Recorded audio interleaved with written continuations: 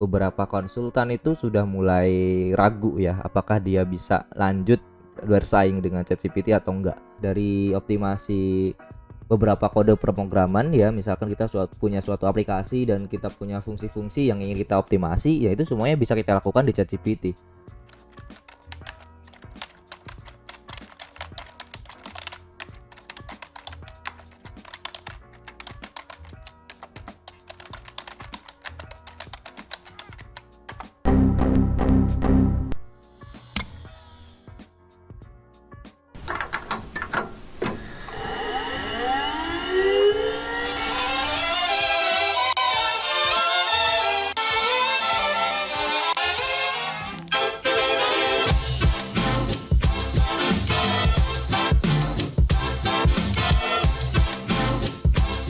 Halo, selamat datang semuanya di Innovation Station Podcast ya. Pada kali ini kita akan membahas sesuatu hal yang cukup menarik yang terjadi akhir-akhir ini.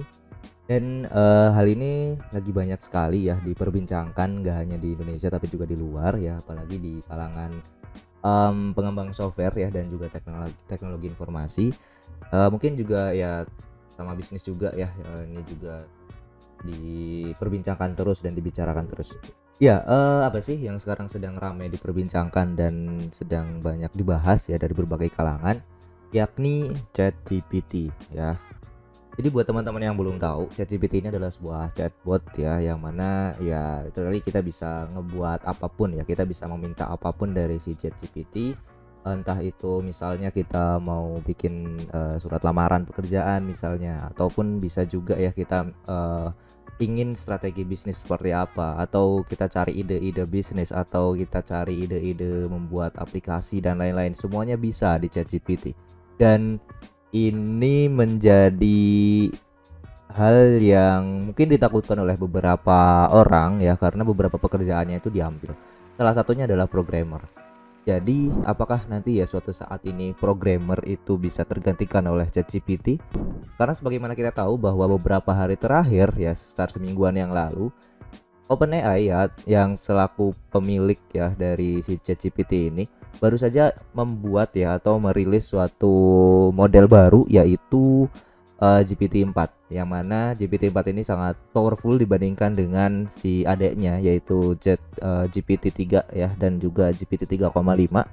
Dan ini bisa menampung banyak sekali kata ya, jadi kita bisa mengirimkan atau request dengan payload yang lebih banyak dibandingkan versi sebelumnya, dan kita bisa bertanya apapun, termasuk dengan kode-kode yang mungkin entah itu misalkan ada error di kode kita, ataupun misalkan kita ingin membuat suatu aplikasi, dan ya ChatGPT-4 ini bisa melakukan itu, karena selain dari payload untuk requestnya, dan juga si ChatGPT ini juga menambahkan ya size limit dari responnya, jadi akan bisa menampung respon yang lebih banyak, mengirimkan respon yang lebih banyak dibandingkan dengan versi-versi sebelumnya. Dan juga ini lebih natural lagi ya, karena ya kalau kita sebelumnya ada GPT-3 dan 3,5 yang sudah senatural mungkin kita membahas atau membicarakan suatu hal ya tentang apapun itu ke si ChatGPT. Nah, si GPT-4 ini akan lebih natural lagi dan akan lebih bisa lagi untuk menangkap apa yang kita maksud, sehingga akan menghasilkan respon yang lebih akurat ya, atau lebih masuk akal untuk dipahami oleh kita. Nah, dari keunggulan-keunggulan si ChatGPT ini ya, selain dia itu bisa memberikan layanan ya atau service kepada user yang luar biasa, juga ada kekhawatiran nanti apakah beberapa pekerjaan ini akan digantikan oleh ChatGPT ya. Salah satunya seperti misalnya marketing ya. Ketika kita bertanya kepada ChatGPT, kita akan disuguhkan tentang tips-tips marketing, ide-ide marketing ya, apa-apa saja langkah yang harus dilakukan dan lain-lain. Begitu juga dengan tips-tips yang lain ya. Jadi bisa dikatakan beberapa konsultan itu sudah mulai ragu ya, apakah dia bisa lanjut bersaing dengan ChatGPT atau enggak. Karena gini teman-teman, ketika kita menanyakan apapun itu kepada ChatGPT, ChatGPT akan memberikan hasil berdasarkan data-data yang dia punya dari beberapa tahun yang lalu hingga tahun 2021 kemarin ya. Jadi semua data yang dia punya bisa jadikan referensi untuk jawaban dari apa yang akan kita cari gitu. Termasuk ya salah satunya adalah beberapa konsultasi itu. Kita bisa menanyakan apapun terkait konsultasi. Salah satunya juga termasuk juga adalah coding ya. Ketika kita mau membuat sesuatu hal, kita juga bisa tuh ya nanya misalkan membuat apa dengan bahasa pemrograman apa, ataupun membuat aplikasi ABCD ya dengan menggunakan bahasa pemrograman apa. Semuanya bisa dilakukan oleh ChatGPT, dan ya ChatGPT akan memberikan hasilnya itu enggak hanya berupa teks ya, kalau oh ini harus ini enggak, karena dia juga akan memberikan kodenya langsung, dan ya kodenya juga bisa digunakan ya dan bisa diimplementasikan gitu. Selain itu, ChatGPT selain untuk memberikan kode tadi ya, kita juga bisa menanyakan dia untuk meningkatkan mungkin performa dari si kodenya, ataupun kita bisa meminimalisir error, atau kita bisa meminimize dari kodenya dan lain-lain itu bisa. Misalnya ketika kita ingin mendapatkan suatu data ya dari JavaScript, misalkan datanya besok gitu. Nah, itu biasanya nanti akan data tanggal ya, data tanggalnya misalkan besok. Nah, itu akan memberikan hasil gimana cara kita membuatnya dan langsung ada kodenya gitu. Dan ya kita bisa meminimasnya, misalkan kita ingin minimas hanya one line dan lain-lain, itu bisa. Semuanya bisa dilakukan oleh ChatGPT. Nah ini ya, karena semuanya bisa dilakukan oleh ChatGPT, jadi muncul beberapa kekhawatiran apakah nanti kedepannya bakal tergantikan semua oleh ChatGPT ini. Apalagi sekarang scale-nya udah bisnis dan udah banyak banget ya orang-orang yang menggunakan dan mengimplementasikan di berbagai service. Seperti misalnya untuk konten kreator juga ya, itu bisa dengan mudah kita membuat suatu script tentang apapun itu. Kita bisa dengan mudah dan singkat kita membahas atau memikirkan suatu ide untuk konten-konten selanjutnya. Semuanya sudah ada.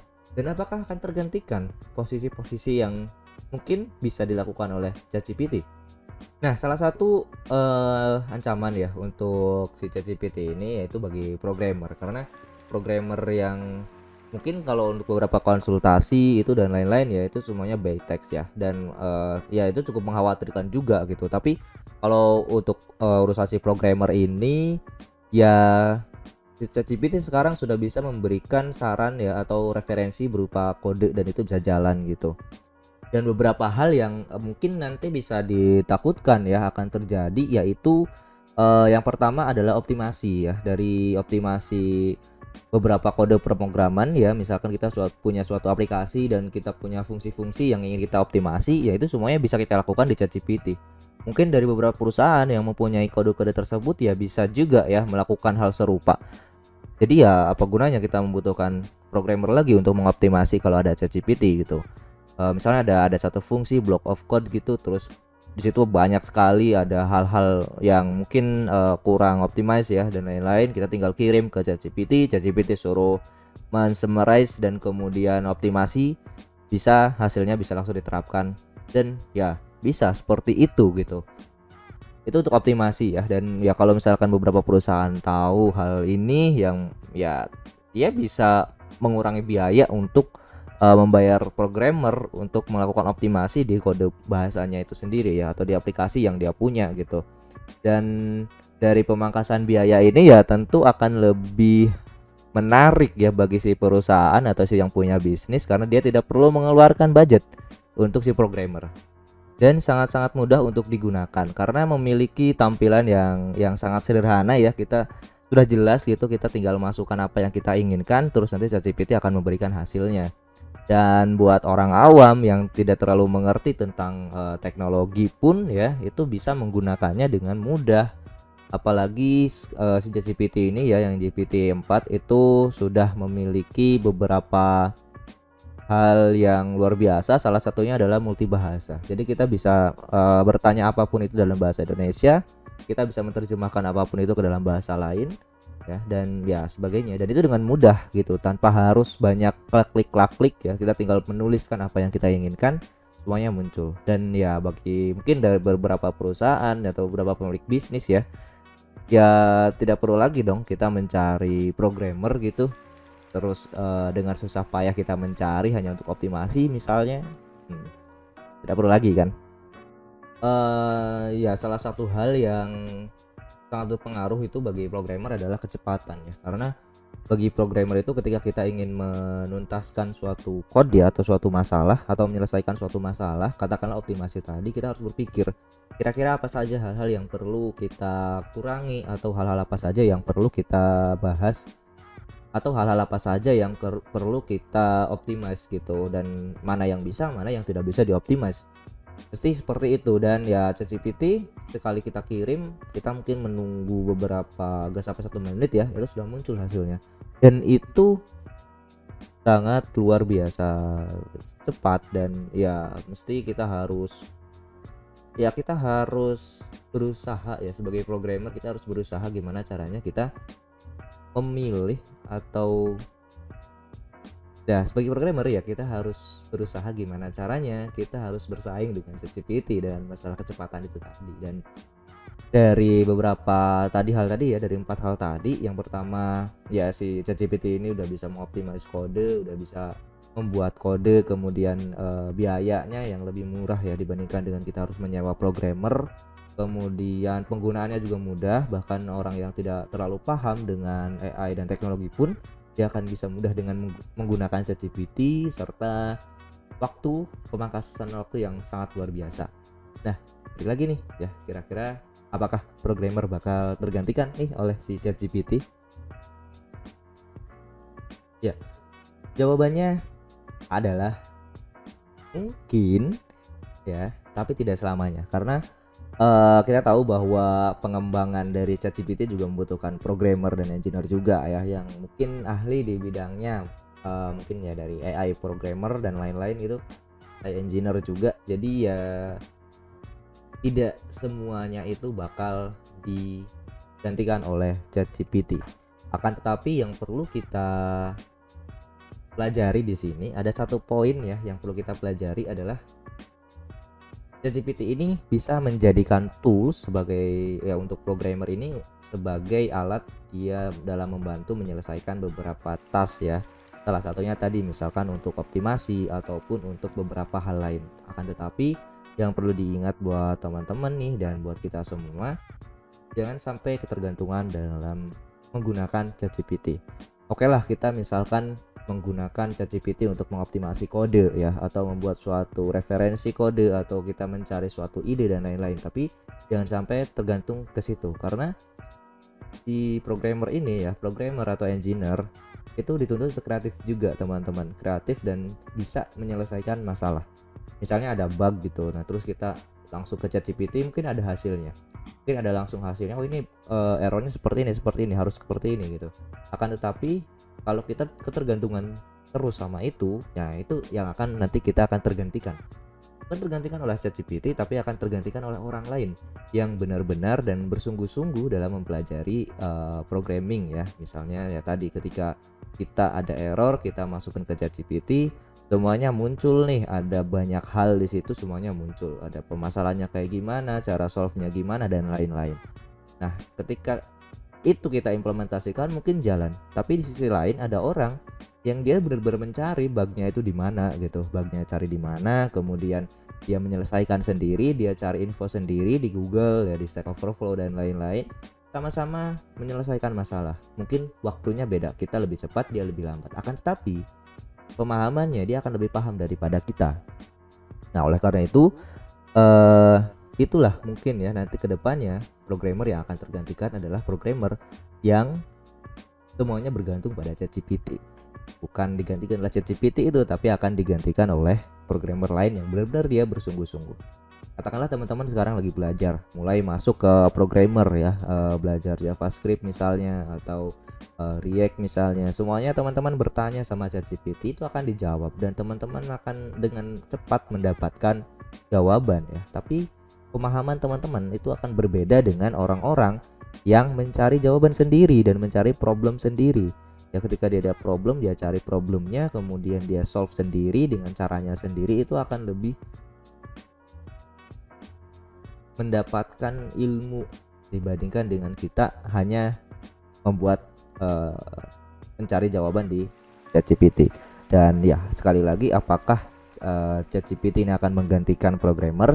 Jawabannya Bisa jadi ketika kita semuanya malah bergantung pada ChatGPT. Akan tetapi ketika kita tidak bergantung pada ChatGPT dan kita berusaha untuk men-solve apapun itu sendiri, nah itu akan membuat skill ya dari programming kita akan meningkat dibandingkan dengan orang-orang yang fokus dan mencari semuanya di ChatGPT. Dan iya, jadi kesimpulannya bisa kita tarik beberapa kesimpulan ya, bahwa ya sebenarnya programmer itu juga salah satu pekerjaan yang menuntut kreativitas kita dalam membuat kode, dalam mengoptimasi kode dan lain-lain, dan tentu tidak akan sepenuhnya tergantikan oleh AI.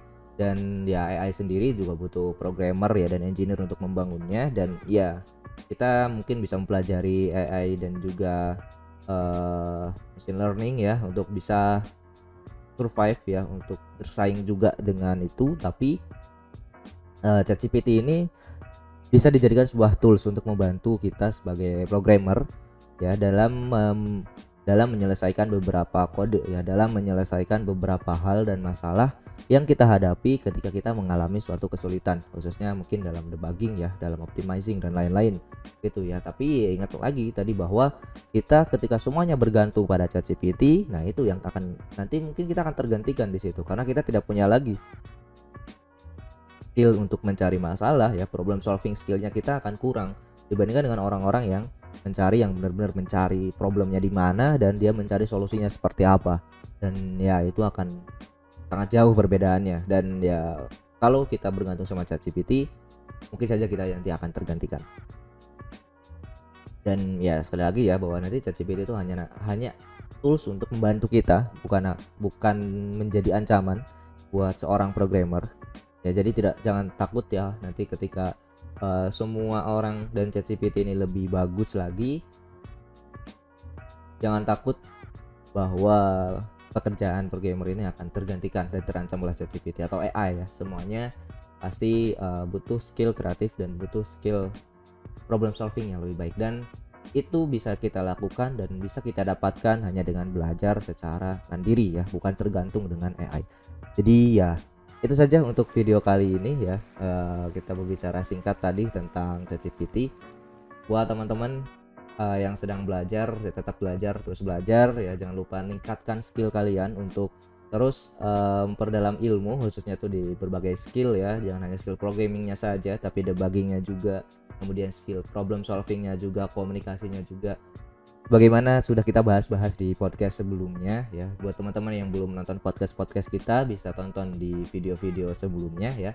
Dan buat teman-teman nanti yang ingin menunggu dan belajar dari berbagai narasumber yang menarik, teman-teman bisa tunggu saja dan subscribe, like juga ya di channel Innovation Station Podcast, karena kita akan memberikan suguhan informasi menarik bersama narasumber-narasumber yang terpilih dan narasumber yang terbaik di bidangnya. Oke, mungkin itu saja curhatan-curhatan singkat pada kesempatan kali ini. Sampai ketemu lagi di video-video curhatan-curhatan lainnya ya, dan sampai ketemu lagi di podcast-podcast yang bermanfaat lainnya. Jangan lupa untuk share ke teman-teman yang lain supaya teman-teman juga dapat mendapatkan ilmu yang baru bersama-sama. Dadah.